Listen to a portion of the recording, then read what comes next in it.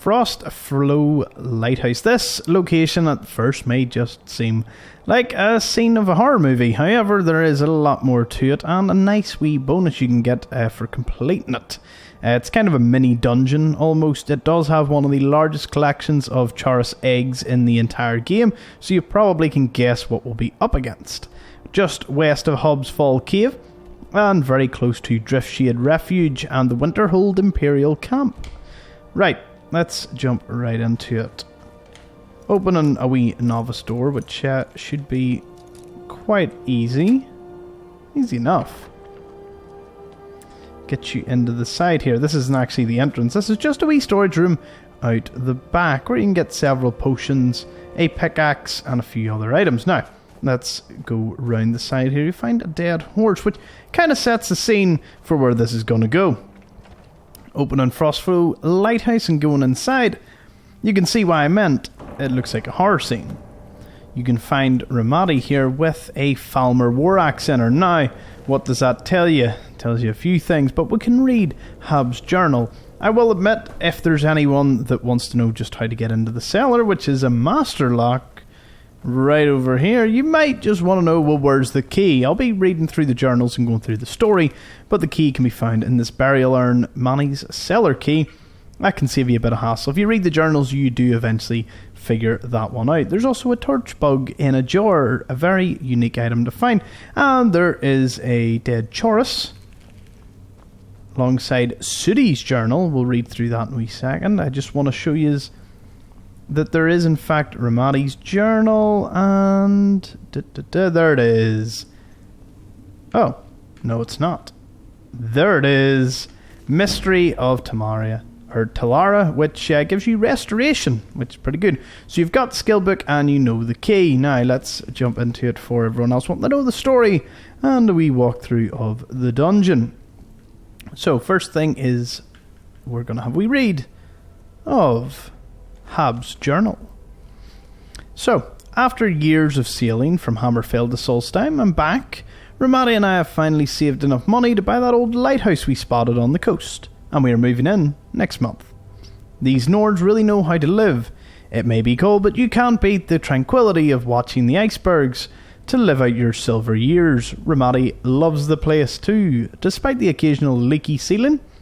Manny and Sudhi, unfortunately, seem miserable here. I know the kids are old enough to strike out on their own, but I hope they'll grow to love the place or the peace and quiet here as I have. Manny and Sudhi continue to bicker and harass each other. They seem to have started in their own mother as well.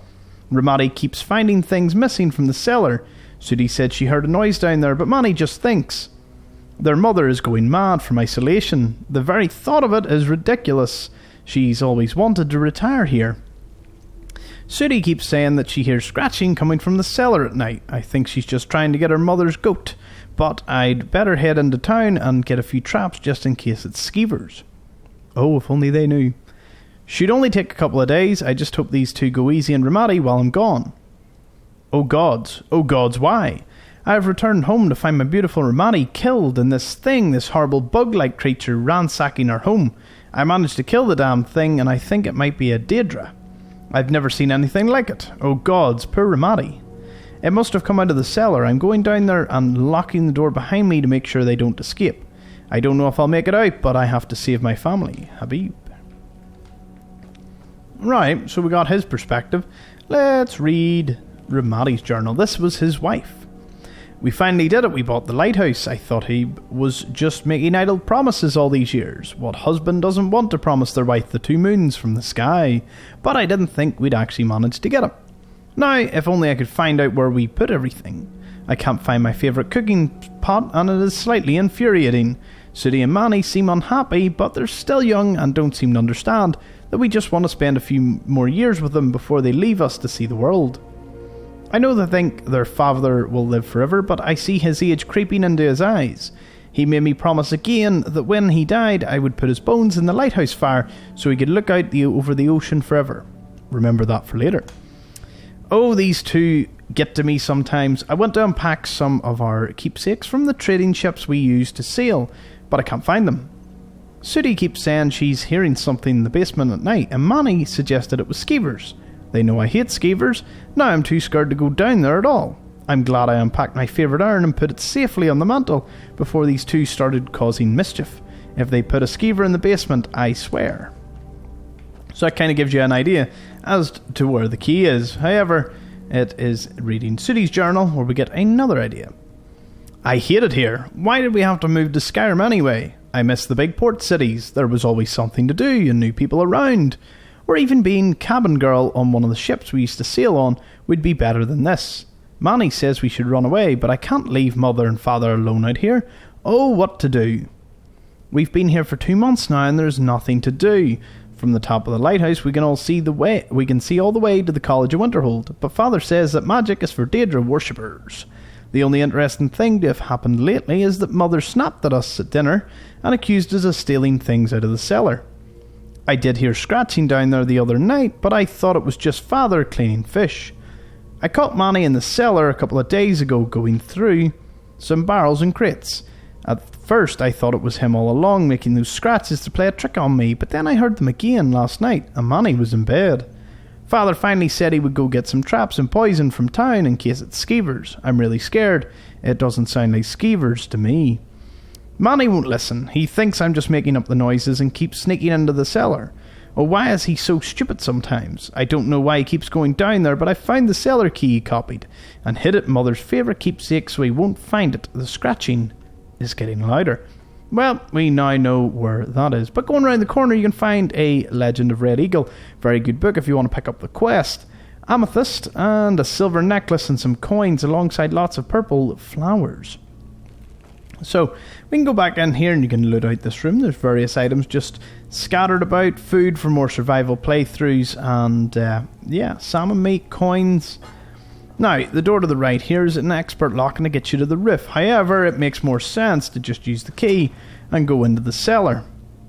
There is a wee trick that you can use to actually increase your sneak. I don't know if they patched it, but just by sneaking about, the chauruses down here will continue to search for you for some bizarre reason, and it ups your sneak. Of course, some people don't like doing that and think it's a wee bit, cheaty, which I totally understand. Over here you can find a lacquer's hood.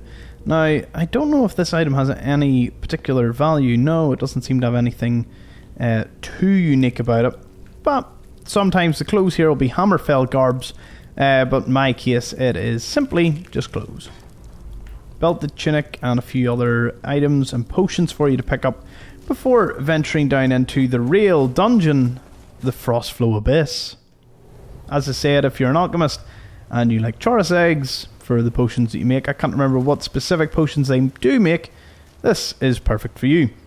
Now, once you enter, you'll be greeted by a body over here belonging to Manny. Now, that is obviously one of the children, so we know what happened to him. And a few Falmer will attack you alongside some chauruses.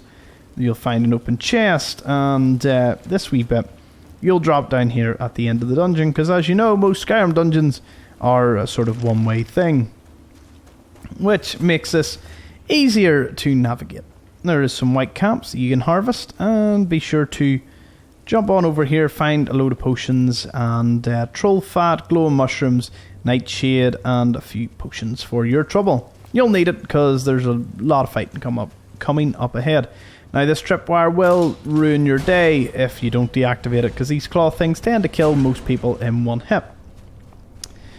Going in here, we can spark a wee bit of arachnophobia as you find some frost spiders chilling about. And yet another Falmer that is behind this web, where you'll find a nice wee chest that normally contains a pretty valuable gemstone. Well, it had a sapphire for me last time. This time it only has some gold and a sword. 'Tis a shame, but, you know, sometimes that is the random luck of the draw when it comes to Skyrim.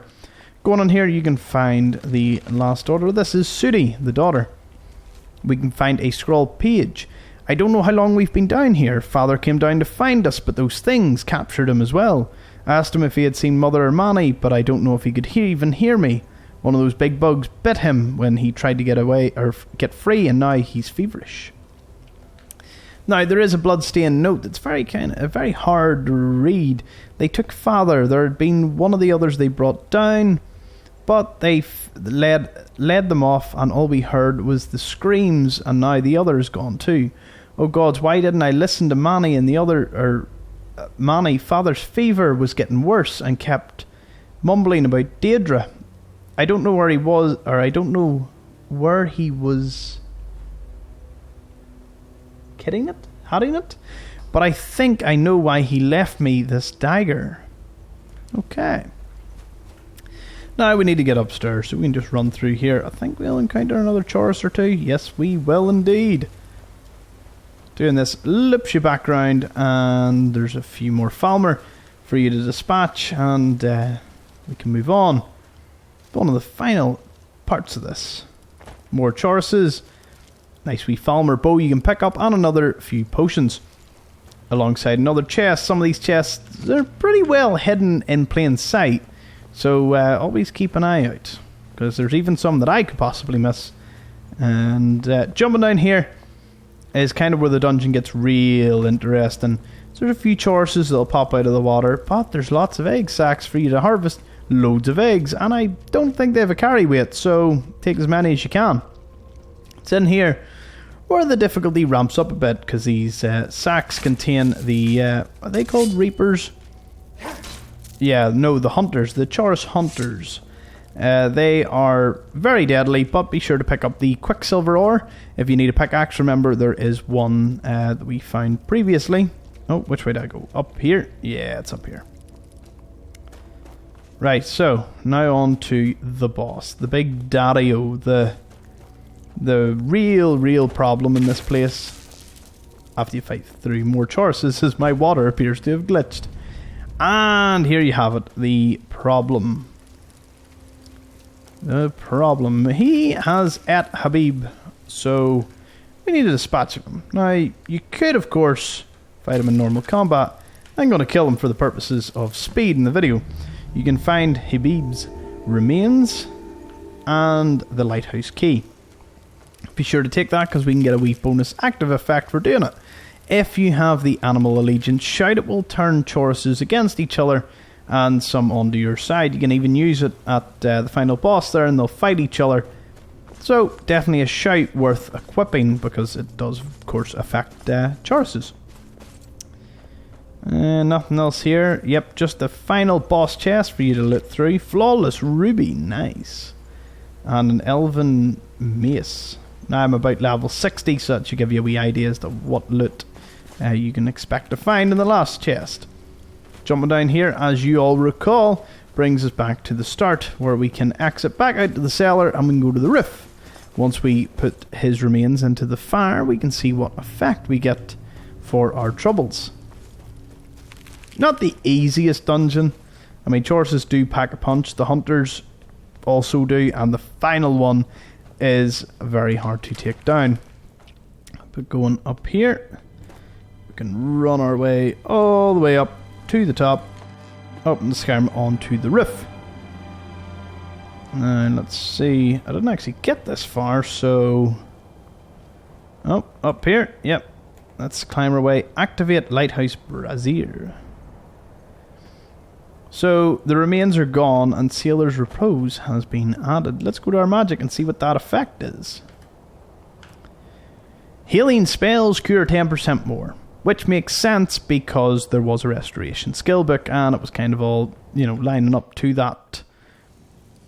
So yeah, that is Frostflow Lighthouse, done and dusted. Mini dungeon, easy enough. You get yourself a wee bonus effect for the rest of the game. What's not to love about it? So... wonder where our adventures will take us next. For me, it'll be Hobbs Fall Cave, so I'll see you all over there if you're interested. If not, there are plenty of locations in Skyrim to keep you well entertained, so I'll see you all in the next one. Thank you for joining me.